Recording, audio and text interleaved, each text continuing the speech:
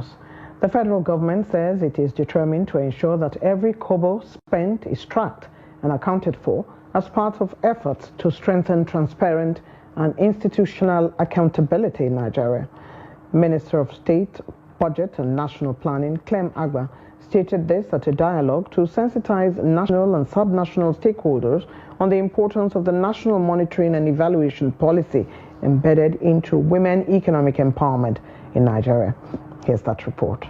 Despite increased commitment and allocation to women economic empowerment programs as well as other projects and policies in Nigeria, there remains an existing gap among ministries, departments and agencies at federal and state levels implementing these programs without performance monitoring indicators and no scientific framework for assessment of performance for socioeconomic benefits to the people. We are not insisting that agencies must be created.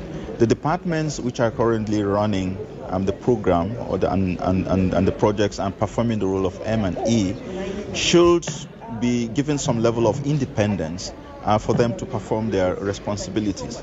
Subsuming them into a structure that makes them makes it very difficult for them to operate is the issue that we're raising. We have disaggregated data that can help us to have indicators of how these policies and programs actually affect women and impact on the process of women's economic empowerment. The Ministry of Finance, Budget and National Planning says the National Development Plan document 2021 to 2025 had provisions for monitoring and evaluation, while the federal government upgraded its monitoring and evaluation framework by involving citizens in its projects by creating the iMark app, launched last December. Ministries, departments and agencies are to coordinate M&E functions across departments and related agencies.